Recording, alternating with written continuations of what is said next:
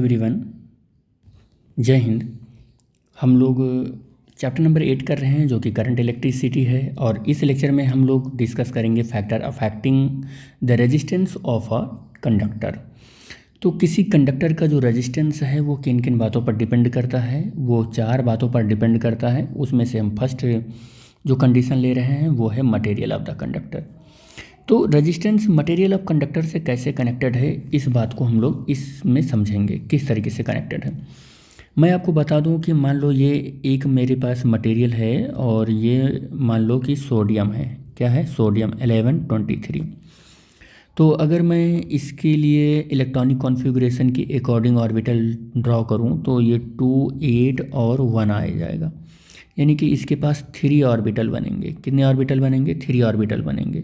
और इस ऑर्बिटल में जो रिसाइड करने वाले इलेक्ट्रॉन हैं इसमें 2 बनेंगे और इसमें कितने बनेंगे? 8 इलेक्ट्रॉन होंगे। ये 8 इलेक्ट्रॉन होंगे और आउटर मोस्ट ऑर्बिटल में केवल 1 इलेक्ट्रॉन होंगे। अब एल्यूमिनियम का ले लेते हैं और एल्यूमिनियम का देखते हैं कि एल्यूमिनियम के लिए देखते हैं। ये भी एक मेटल ही है, तो एल्यूमिनियम 13 होता है। तो इसका ये न्यूक्लियस है, न्यूक्लियस, फिर एक ऑर्बिटल, फिर दूसरा ऑर्बिटल और फिर ये तीसरा ऑर्बिटल। ये इस तरीके से 3 ऑर्बिटल इसमें होने वाले हैं। 3 ऑर्बिटल ये हो गए। इसमें इलेक्ट्रॉन ज़रा देखो कैसे होंगे, 2 होंगे, 8 होंगे और 3 होंगे। तो इसमें 2 इलेक्ट्रॉन होंगे, 1, 2, 3, 4, 5, 6, 7, 8 इलेक्ट्रॉन होंगे और 1, 2 और 3 इलेक्ट्रॉन हो गए। ऐसे आप डिफरेंट एटम, यानी कि आप एटम की बात मैं कर रहा हूँ और कौन से एटम की बात कर रहा हूँ? मेटल की बात कर रहा हूँ, कंडक्टर की बात कर रहा हूँ, मेटल की बात कर रहा हूँ या कंडक्टर की बात कर रहा हूँ। तो आप चाहे जितने मेटल भी लो और कंडक्टर लो, तो आप देखते हो कि डिफरेंट मेटल के अंदर जो फ्री इलेक्ट्रॉन है, यानी फ्री इलेक्ट्रॉन की मैं बात कर रहा हूँ कि आउटर मोस्ट ऑर्बिट में जो इलेक्ट्रॉन रिसाइड करते हैं उनको फ्री इलेक्ट्रॉन बोलते हैं। आउटर मोस्ट ऑर्बिट में जो इलेक्ट्रॉन है, यहाँ पर आउटर मोस्ट ऑर्बिट में इलेक्ट्रॉन कितने हैं? आउटर मोस्ट ऑर्बिट में इलेक्ट्रॉन कितने हैं? यहाँ पर 3 हैं। यहाँ पर कितने हैं? 1 हैं। ऐसे कॉपर और आप गोल्ड, सिल्वर आप ले लीजिए और आउटर मोस्ट ऑर्बिट में फिर इलेक्ट्रॉन देखोगे तो क्या होंगे? डिफरेंट होंगे। तो मैं ये कहना चाह रहा हूँ कि डिफरेंट मटेरियल में डिफरेंट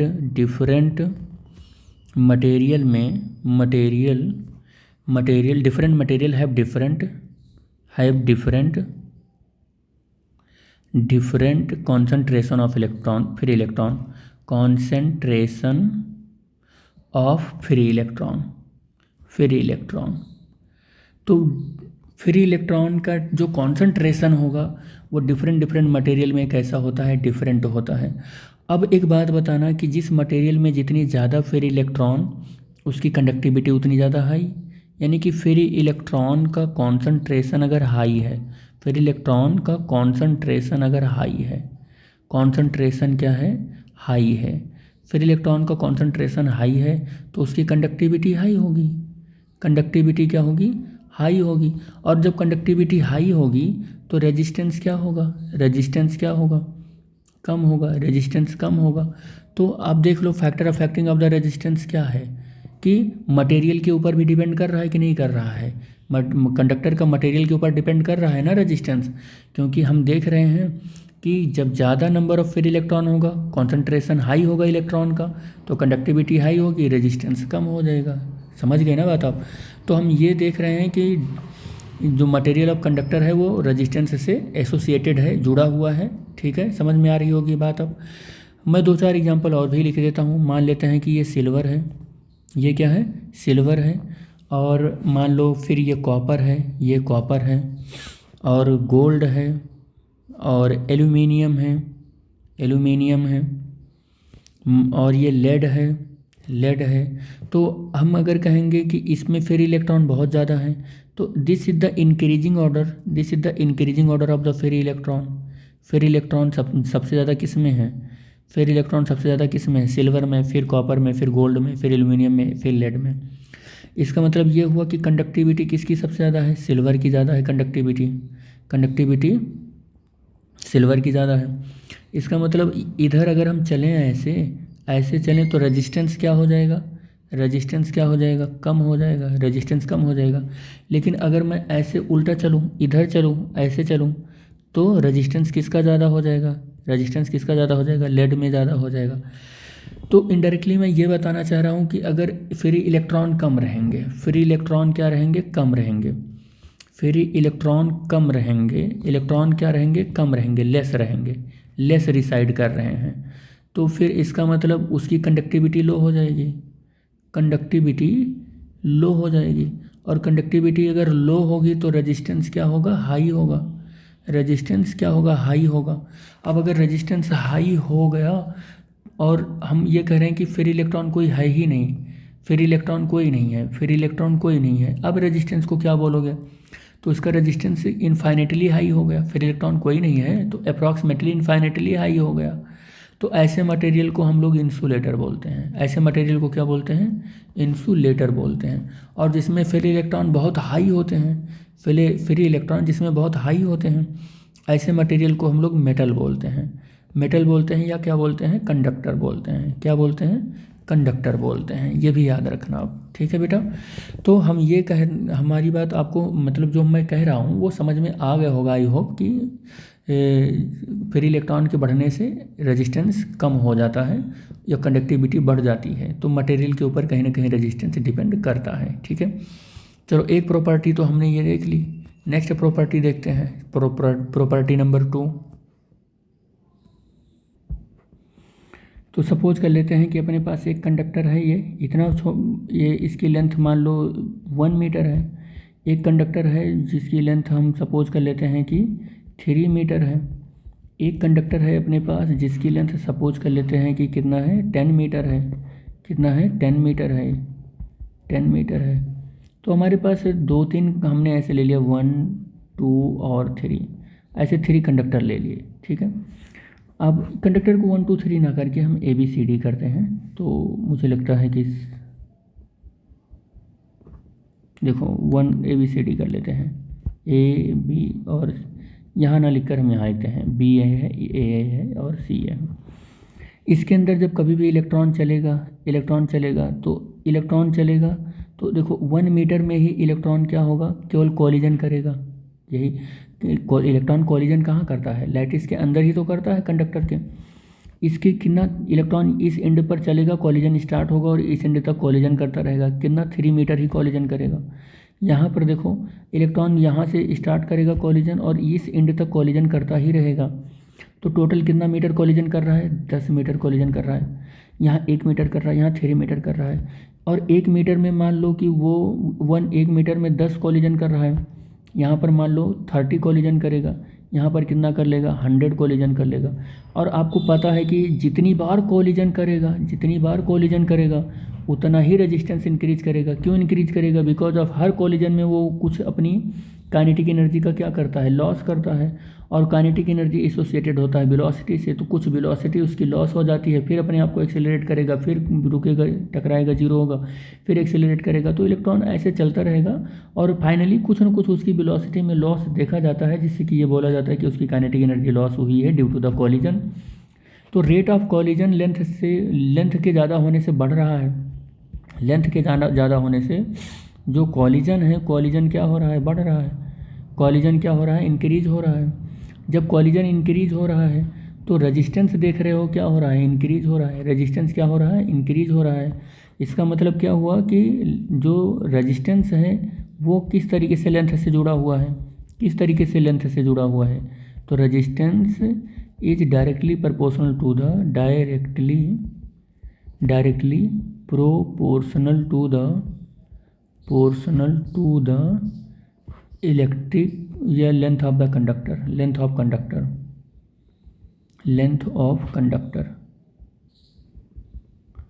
तो कंडक्टर के लेंथ से डायरेक्टली प्रोपोर्शनल है कौन, रेजिस्टेंस। इसका मतलब इसको मैं मैथमेटिकली अगर लिखूं तो R directly proportional to L होगा, R डायरेक्टली प्रोपोर्शनल टू क्या होगा, L होगा। तो हमने 2 प्रॉपर्टी देखा, एक मटेरियल के ऊपर रेजिस्टेंस डिपेंड करता है, दूसरा लेंथ के ऊपर डिपेंड करता है। थर्ड पॉइंट हम देख रहे हैं, थर्ड पॉइंट क्या होगा, थर्ड पॉइंट होगा थिकनेस ऑफ द कंडक्टर के ऊपर डिपेंड करेगा। किसके ऊपर डिपेंड करेगा, थिकनेस ऑफ कंडक्टर के ऊपर डिपेंड करता है।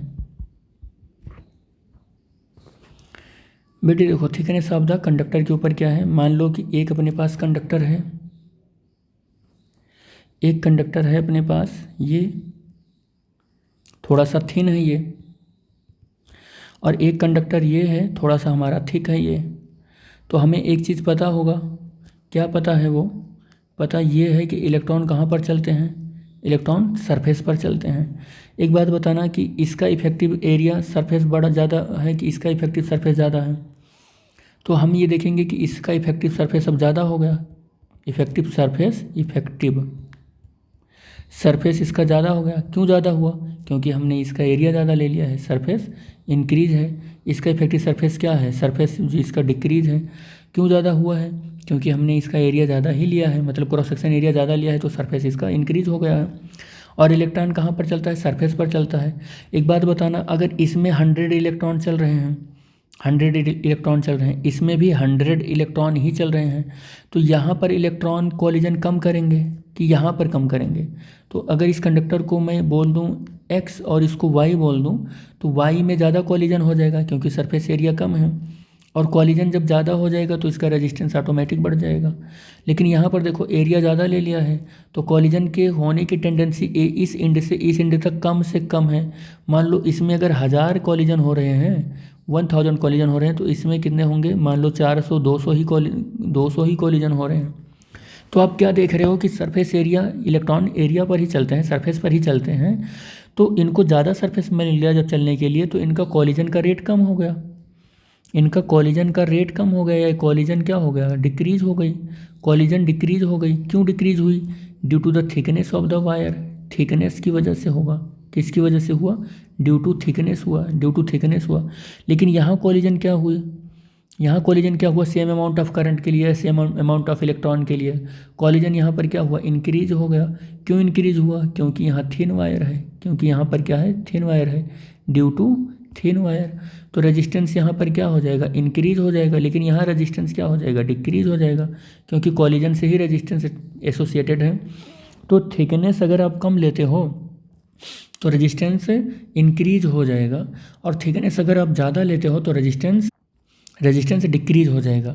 इससे कंक्लूजन क्या निकल कर आया कि रेजिस्टेंस जो है वो थिकनेस के इन्वर्सली प्रोपोर्शनल है। रेजिस्टेंस क्या है, थिकनेस के इन्वर्सली प्रोपोर्शनल है। अब मैं फोर्थ रीज़न देखता हूँ कि फोर्थ फैक्टर क्या है जिस पर रेजिस्टेंस डिपेंड करता है।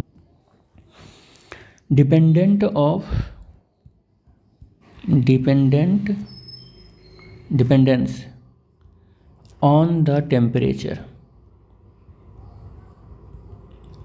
Temperature of conductor. चलो देखते हैं क्या है ये। आप देखो, एक हमने मेटल लिया, एक क्या लिया हमने, मेटल लिया। मेटल के अंदर कौन है, फ्री इलेक्ट्रॉन है, ये फ्री इलेक्ट्रॉन है, ये फ्री इलेक्ट्रॉन है,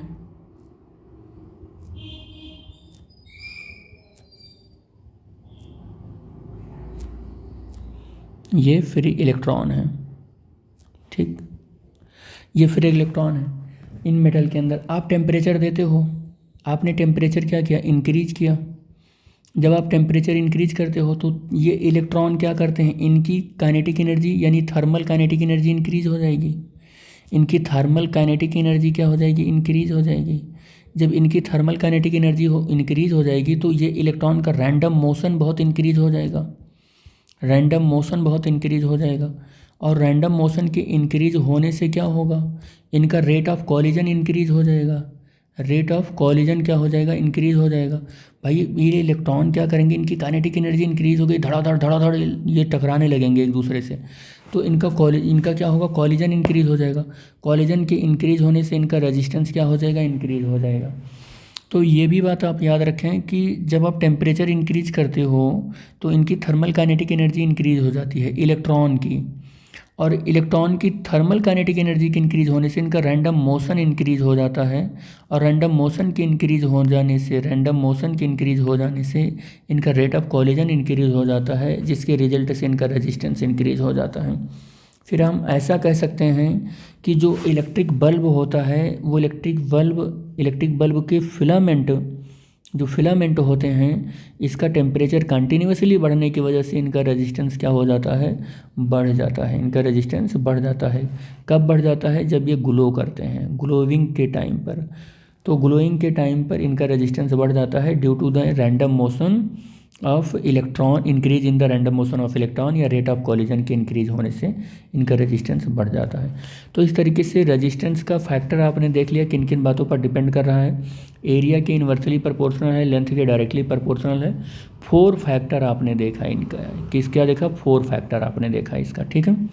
तो इस लेक्चर में बस इतना ही। नेक्स्ट लेक्चर में हम लोग देखेंगे कि दो कंडक्टर के टेम्परेचर के हिसाब से कैसे रेजिस्टेंस वैरी करते हैं। ओके बेटा, thanks for watching the video, thank you.